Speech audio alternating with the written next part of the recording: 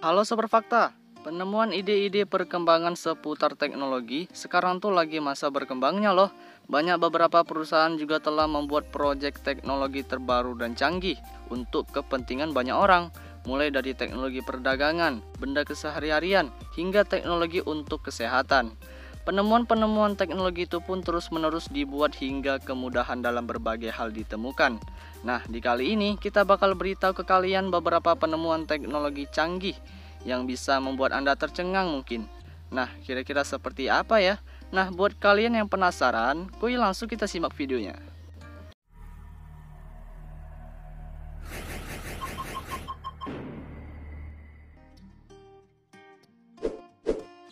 Tempat duduk darurat. Nah, buat kalian yang suka beraktivitas ataupun bekerja tetapi Anda jarang duduk karena tidak ada tempat duduk. Nah, sekarang ini ada teknologi yang dimana Anda bisa duduk tapi tanpa tempat duduk. Waduh, gimana tuh ya? Nah, ini dia. Ini merupakan childless chair atau bisa disebut kursi tanpa kursi, yang dimana proyek ini diciptakan oleh salah satu perusahaan yang ada di negara Swiss.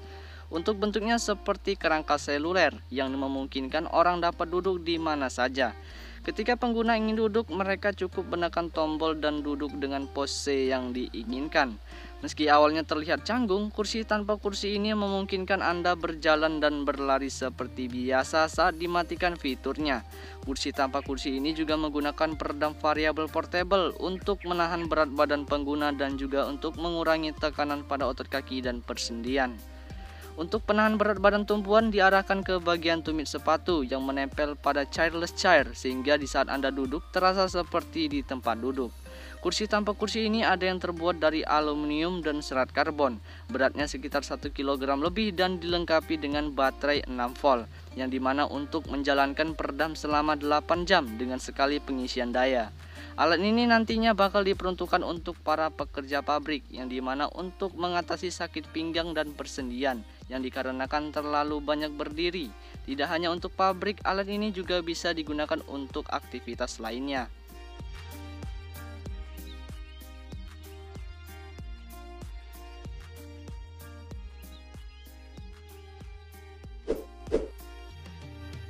Robot kecoa.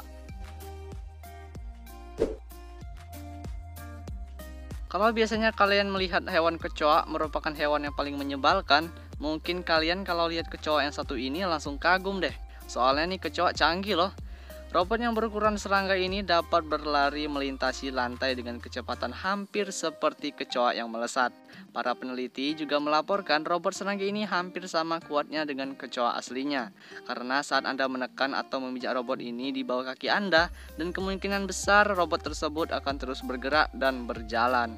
Akan tetapi, sebagian besar robot dalam skala kecil ini sangat rapuh jika Anda menginjaknya terlalu kuat ataupun sangat kuat.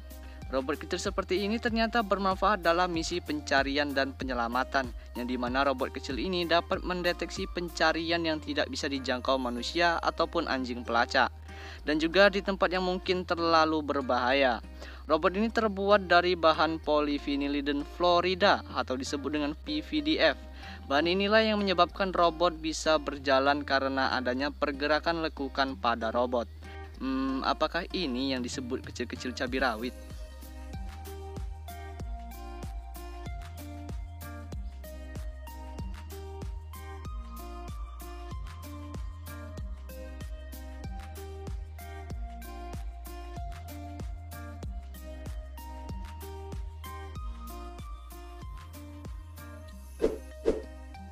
Hyperloop TT.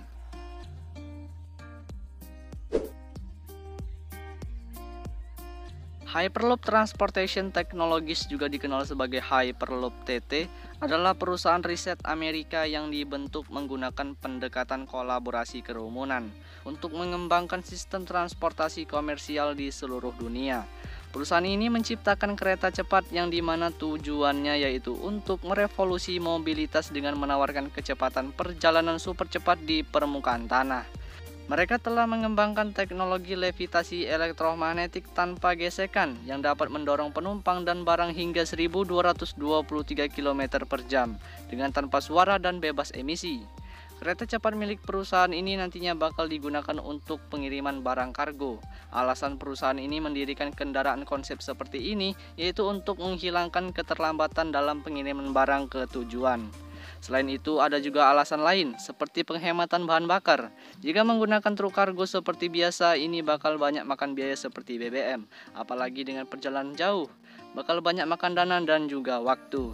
Nah, jadi penggunaan kereta cepat bisa dibilang free dana perjalanan karena bahan bakar kendaraan ini menggunakan tenaga listrik, yang dimana tenaga listrik yang diambil dari panel surya yang dibentang sepanjang lintasan kereta.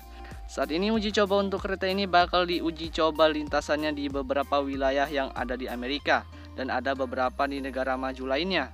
Dan setelah itu mungkin nanti kedepannya bakal ada perkembangan ke negara lain juga.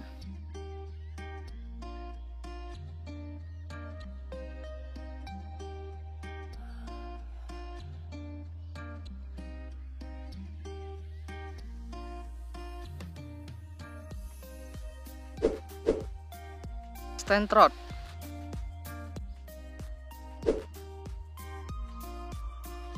Stentrod merupakan penemuan yang mengagumkan karena alat ini berguna sekali bagi pasien penderita kelumpuhan. Nah, jadi stentrod ini merupakan sejenis alat kecil yang ditanamkan di otak pasien, yang dimana gunanya untuk mengontrol perangkat digital melalui pemikiran saja. Jadi tanpa menyentuh, Anda juga bisa mengendalikan perangkat digital Anda seperti handphone ataupun komputer. Stentrod perangkat medis implan sepenuhnya yang dapat menerjemahkan aktivitas otak Anda atau merangsang sistem saraf dari dalam pembuluh darah tanpa perlu operasi otak terbuka. Dan juga stentrod dirancang agar pasien dapat melatih otak mereka untuk mengontrol sistem eksternal secara nirkabel tanpa perlu menggunakan tangan ataupun suara mereka. Teknologi ini bergantung pada platform aplikasi bebas genggam yang dikendalikan otak yang disebut BrainOS untuk menerjemahkan aktivitas otak ke dalam bahasa digital. Dan juga langsung melalui pemikiran untuk mengontrol aplikasi yang memulihkan komunikasi dan fungsi anggota tubuh.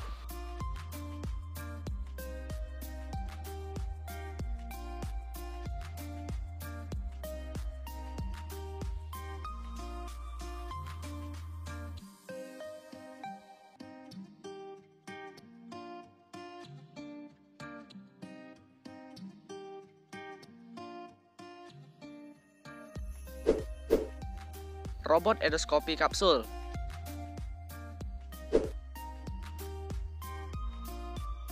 Kalau misalnya dahulu menemukan penyakit pencernaan menggunakan cara ronsen ataupun bedah, nah mungkin sekarang nggak lagi deh.